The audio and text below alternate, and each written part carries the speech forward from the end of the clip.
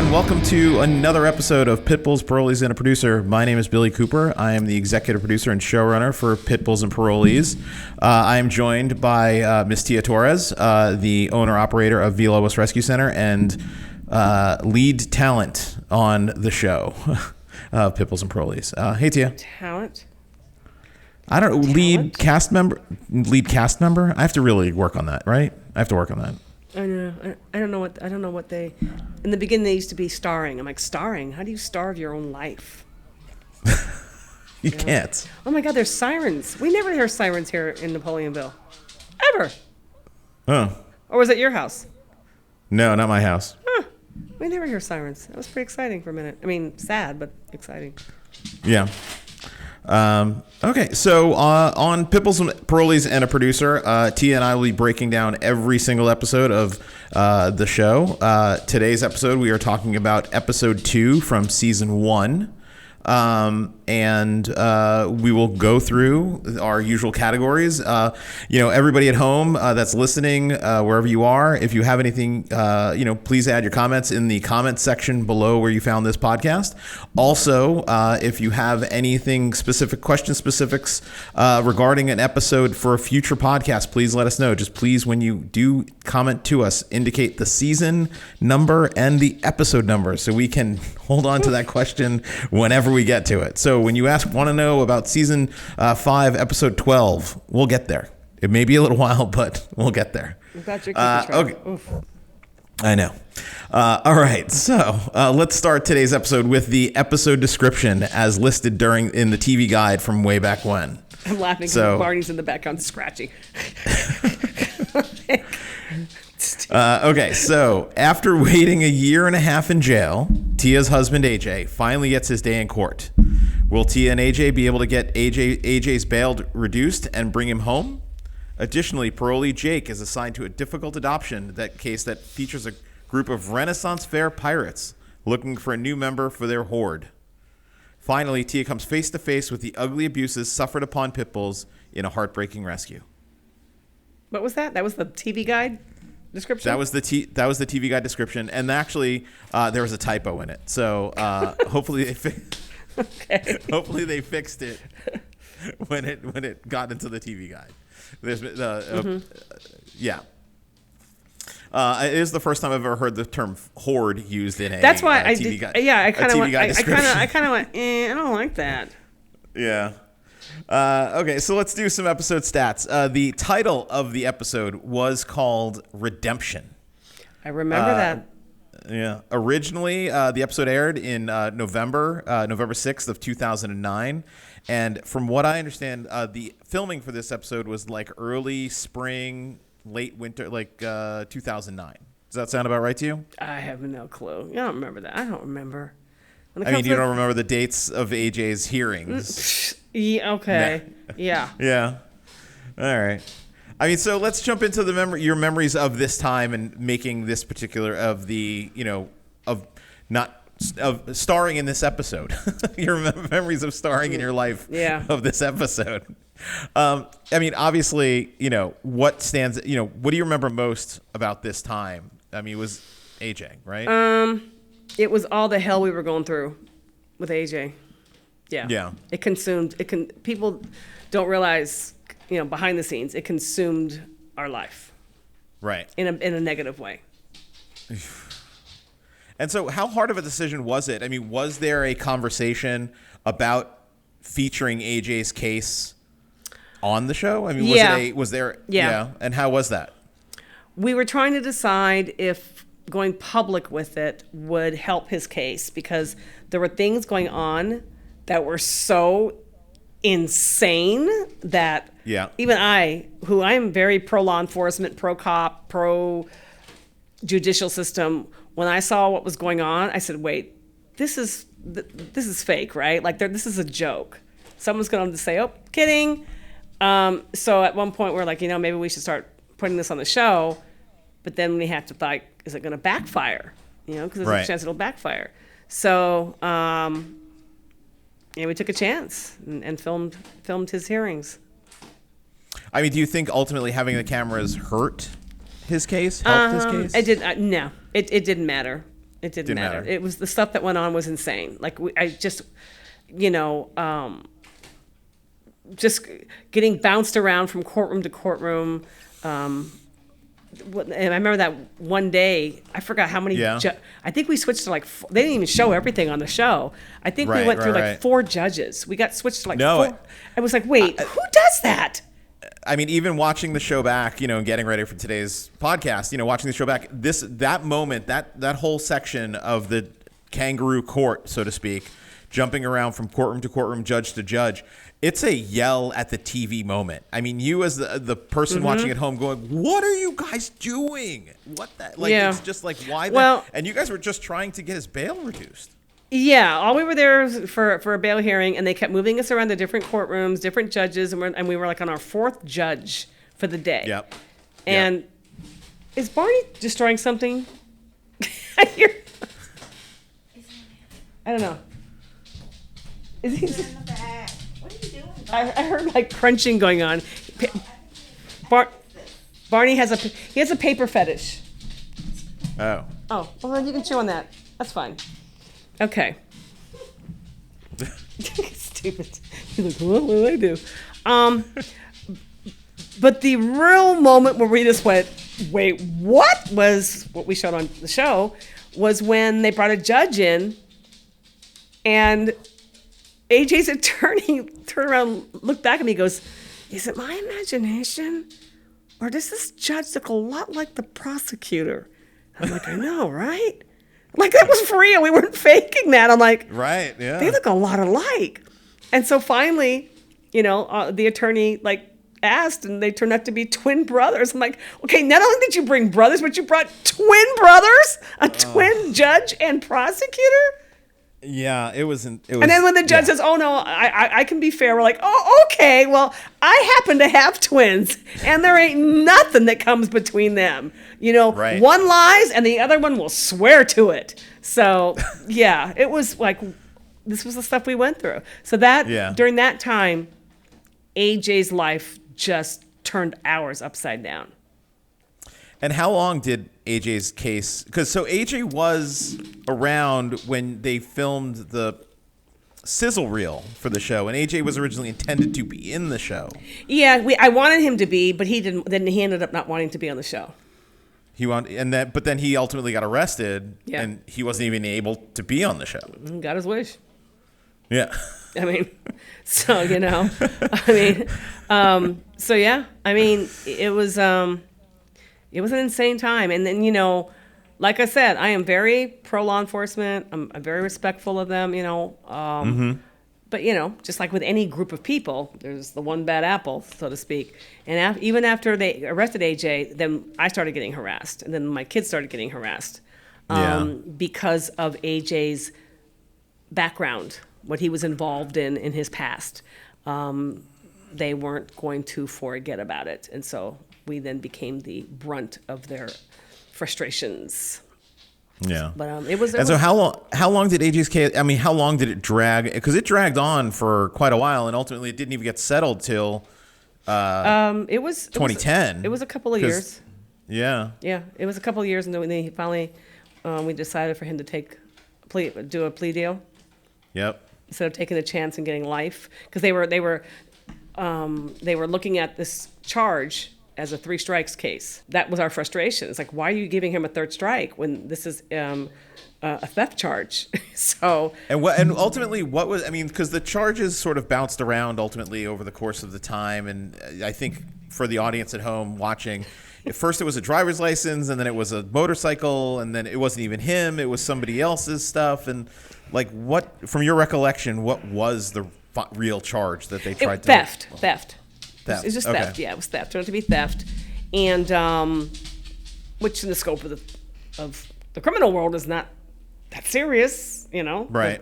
Yeah. Yet, based on theft, they wanted to strike him out, which was he would do life. So and the 3 strikes law, as far as I know, I mean, you're in Louisiana.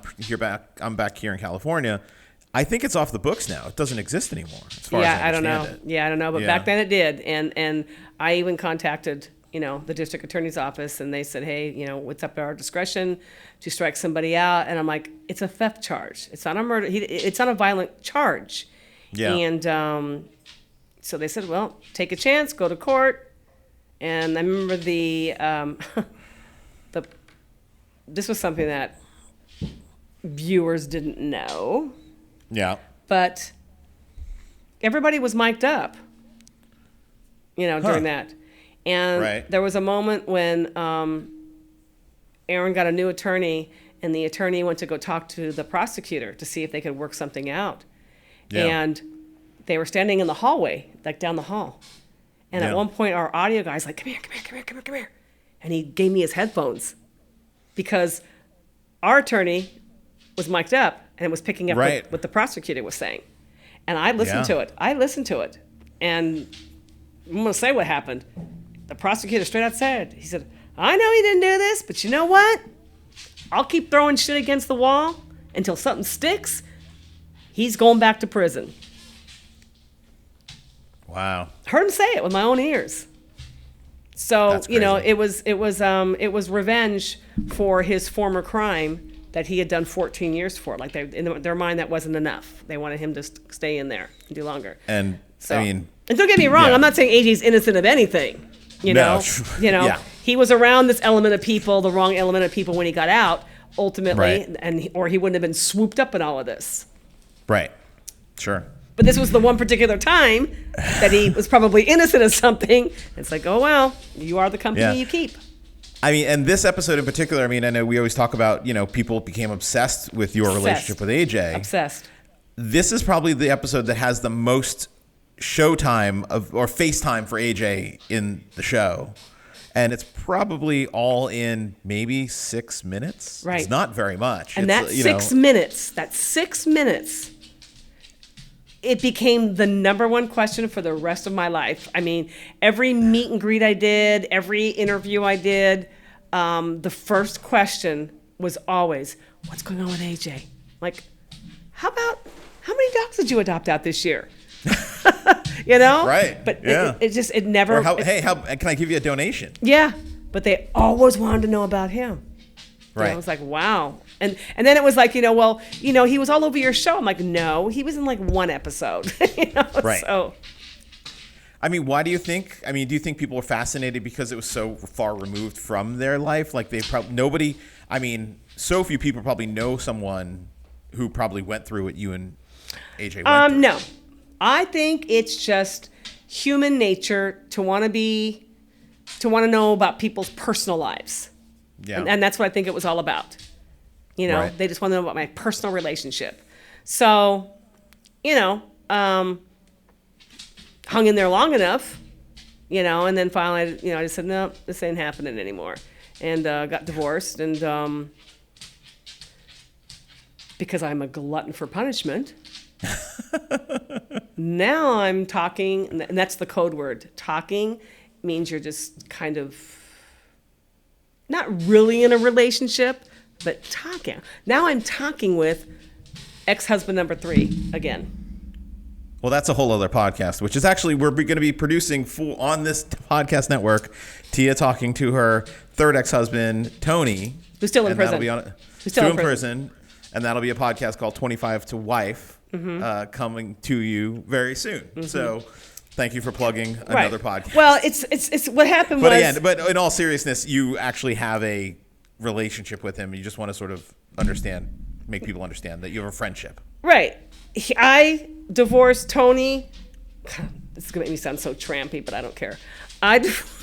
Tony was in prison, so I divorced him when AJ got out of prison, married AJ, and then divorced AJ and went back to Tony, who is married to somebody else, but they're getting divorced maybe someday. So bad. So I don't give a shit. That's that sounds like a show. Oh wait, we're working on. Oh wait, yeah. I don't care. Oh wait, we're working on that. I don't care how bad it makes me sound. I don't give a shit.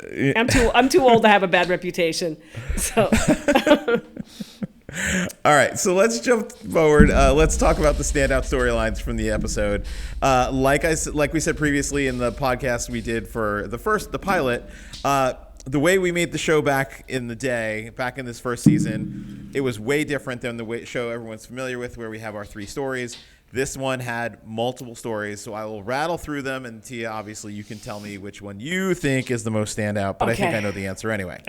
Okay, so we obviously spent a lot of time talking about AJ's case. We met AJ, talked about the 3 strikes. The multiple judge kangaroo court was a big part of the episode. This episode, we actually get introduced to Jake. For everybody, remind everybody who Jake was. Jake was almost like one of my kids. His family's been around us for years. His mom used to work with me training dogs, so he grew up with my kids. And he started working for you. Was it a request from his parent, from his mom, that he was like sort of Jake was a little bit of a troublemaker, Jake was rebellious. And so it was was the idea he comes to work for you and that would help sort of alleviate the rebellion? Okay. Yeah, sure.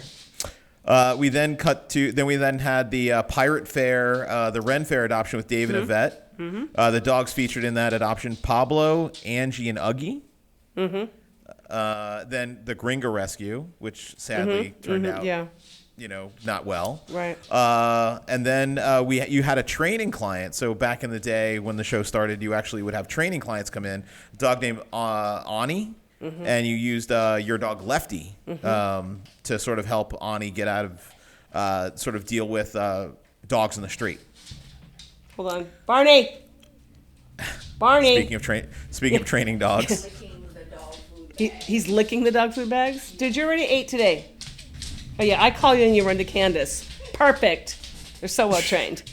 I called him and he runs to Candace. Remind me again. Lefty was a pretty famous dog. Wasn't Lefty featured? What episode? Lefty was in. Was it Veronica Mars? Lefty did a lot. I used to train dogs for the film industry, so he was in Veronica Mars. He was in the Alpha Dog, which was a big movie, true story about a murder in San Fernando Valley. Was with Bruce Willis. Justin Timberlake was in that one. Olivia Wilde. So it was a big one, and so he was in that. Yeah. He's done some music videos. He's done a lot. Yeah. So knowing all of those storylines, and. I mean, before I jump forward, was training a big part of Villalobos' business? How you kept the doors open back in the day? Like, would you have training clients? Was it, or are you sort of few and far between? Before we had the show, yes. When I had time, yeah. Yeah. And so what? People would bring their dogs to you. Basically, what we saw, or was it you run classes? What was it really? It was mostly training classes in Los Angeles, at all the shelters. Yeah. And your training classes actually is what led people to find you. That led to the show, right? Pretty much. Yes. Yeah, it was one of my training students that said, what you do here is pretty cool. So he came up and filmed us and made like a little sizzle reel, kind of like a little YouTube. It is on YouTube, actually. Right. Yeah. Under a different name. Somebody's got to find that, though. Huh? I found it. You got to look hard to find it. Yeah.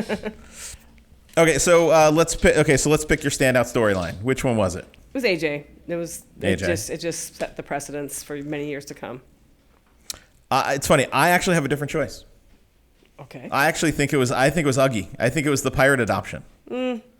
Because for me, having gotten onto the show after the first season was mostly produced, that adoption I think sort of set the standard for how we ultimately produced adoptions going forward. With the trade, it was the meet and greet where we met the family. They talked about, they had a dog that had passed, so it was sort of like we understood their need for wanting another dog.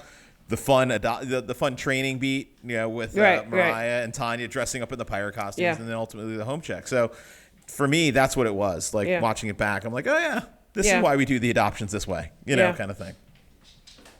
Barney, come here. Barney. Bar. Watch her run to Candace. Oh, you actually came to me. Don't. Here. Ooh, you're all wet. What are you doing? I have to close that door. Come here. Stay here. Stay here. No. Do you think he's going to will he paw at the door, though, if we close it? No, let me close it. All right. Okay.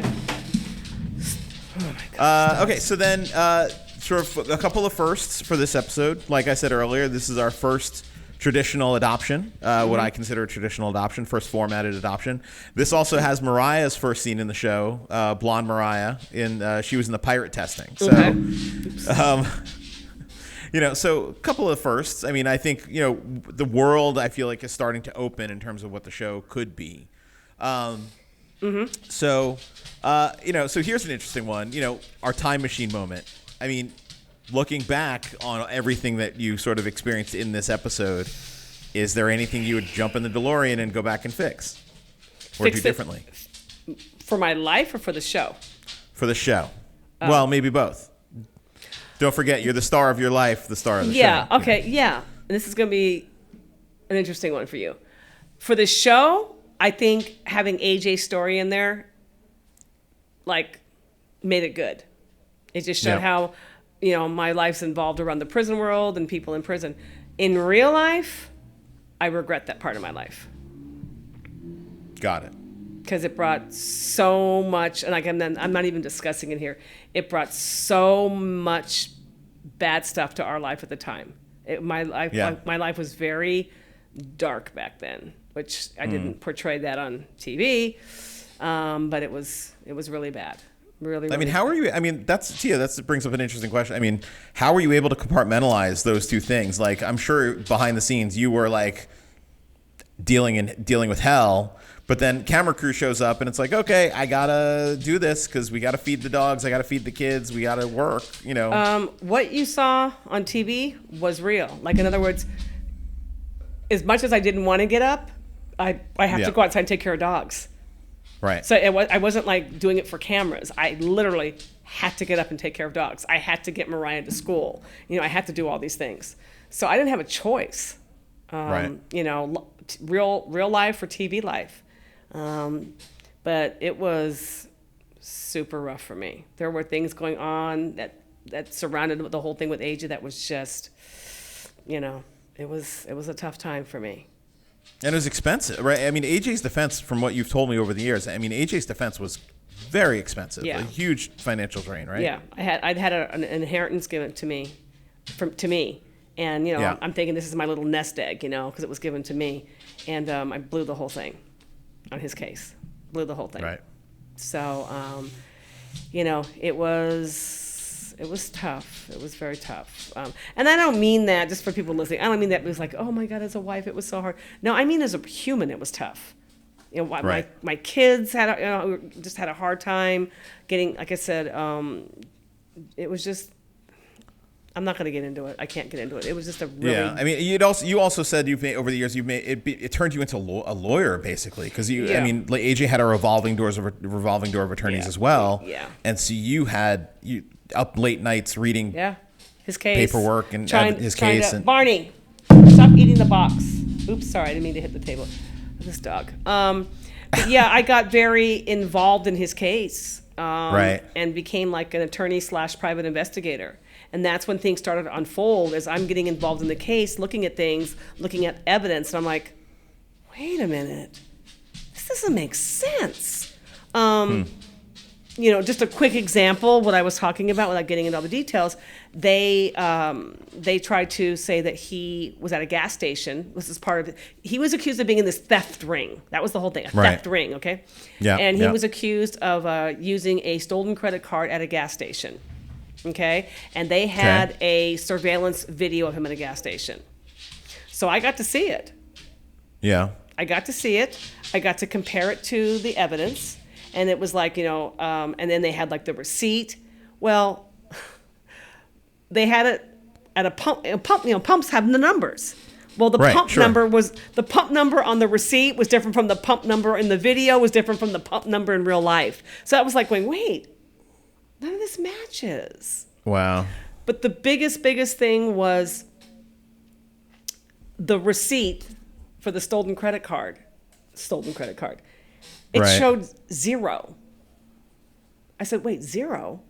How do you use $0 to get gas? Right. Sure.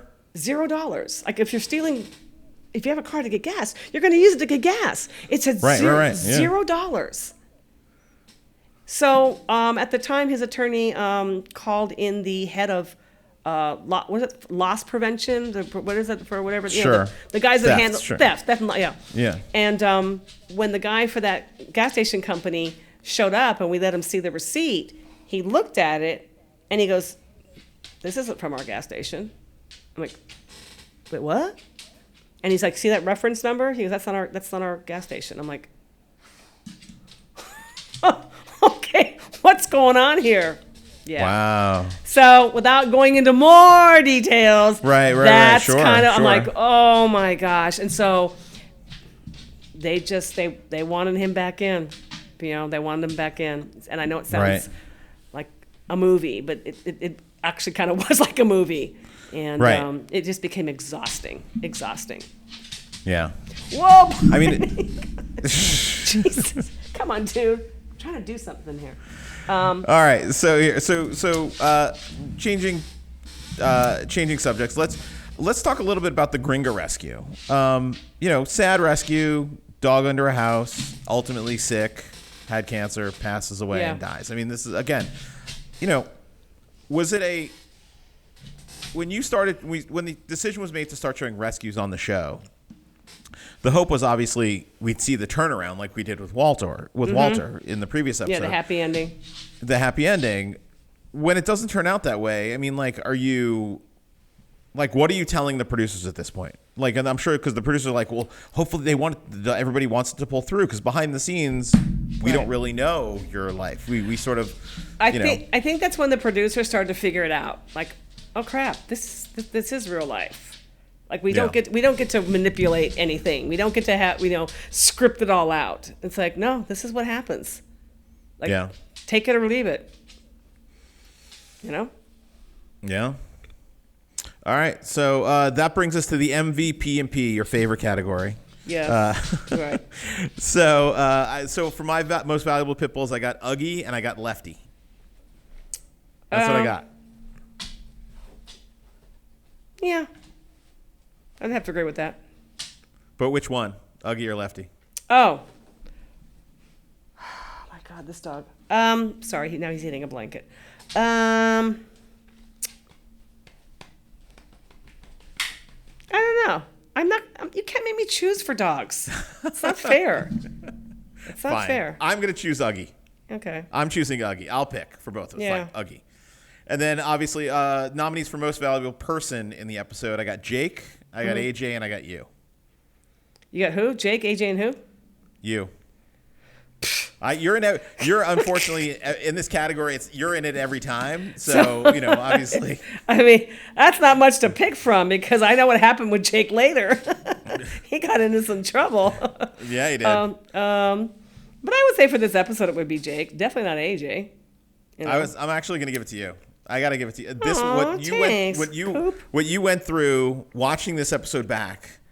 What you went through to not reach across the table and want to choke out the DA after all of this stuff is it's insane. I mean, it was just crazy. It's so crazy to watch it back. I know. I've seen this episode, probably a dozen times over the years, and this one. But again, watching it for this, I was like, I was like, this really didn't happen this way. And like I said. If I heard somebody else tell the stories of what we went through with that court case, I would literally tell them, "You're freaking lying." And then when it's happening to me, I'm like, "This can't be happening. Is this for real? Is this for real? I was on when we were at that courthouse, that day when that happened. When they put the inmates in lockup downstairs. Right. So they can, transfer them back to the jail. So Aaron's in a cell downstairs, and I'm on the phone with him. He's calling from a payphone in his cell. Yeah. And all of a sudden I hear him go, "Oh, crap." I'm like, "What?" He goes, "Shit." And he goes, "The fire sprinkler came on in his cell." And I'm like, "What?" Okay. At one point, you know what? Watching the episode back, at one point, as the sort of episode progressed, his hair gets wet. It's slicked back. Well, in the later. He said, "Let me go. Let me hang up. I'll get let me deal with this." And so what I didn't know is these fire sprinklers. Some of them have stuff in them. It's not just water. It's stuff to put out fires. And so he ends up calling me back and he says, "Oh my God, I got this shit all over me, and the guards are all laughing at me." And I'm like, "Did they put the sprinklers on?" Or was it a malfunction? Right. Make a long story short, they ended up charging him for attempted escape. Wait to hear the story. They accused him of getting the fire sprinkler. I read it with my own eyes. I'm not making this up. They accused him of getting the fire sprinkler to come on so that the guards would have to take him out of the cell, and at that point he was going to try to escape. That's make a break for it. what they said. Wow. They tried to tack on an attempted escape. I'm like, and I'm reading this going, what? Like, I was on the phone with him when this happened. And at that point, you're just like, they're gunning for you, dude. They're not going to let you go. I mean, is it at that point though? Do you ever sort of like think to yourself like, talk about this? It's like, Tia, let it go. Just like, is there a part in the back of your head? You're like, all right, enough of this shit. They want him in jail. He can be in jail. It sucks for me. It sucks for the kids. But I was so even though I've been around prison my whole, Sure. AJ wasn't my first rodeo, but that was the most I had been involved in somebody's case, or that kind of a case. I've been involved in other cases before with ex-husband number 3, but I got super involved in AJ's. And I was so consumed in it. Like now, if it happened, I'd be like, oh, screw this, dude, you're on your own. Like, I ain't doing this. But back then, I was heartbroken. I had spent all my money that I had, and I just couldn't believe it was happening. Yeah. It was insane. It was insane, the stuff that happened. It's great. And it gets worse. I mean, for everybody who hasn't watched. Oh, by the way, I forgot. I have to start doing this. I have to give a spoiler warning because, in case somebody hasn't watched the show 12 years later. Oh, okay. Okay, well, I'll let you do that. The spoiler warning. Yeah, spoiler. Yeah. So it was a time that in real life, I wish I had not gone through. For the show, it was great, Sure. Yeah, but just in real life, no, it was too much. Yeah. Too much for me to deal with. All right, so that brings us, we can wrap that up. We'll wrap up this episode of Pit Bulls Parolees and a Producer. Again, my name is Billy Cooper. I am my co-host with Tia Torres. Thank you all for tuning in. This has been a Rabid Reality Podcast produced by Miss Candace Cabet. Thank you, Candace. And more episodes coming your way soon on this network. Thanks so much. Have a good one. Toodles.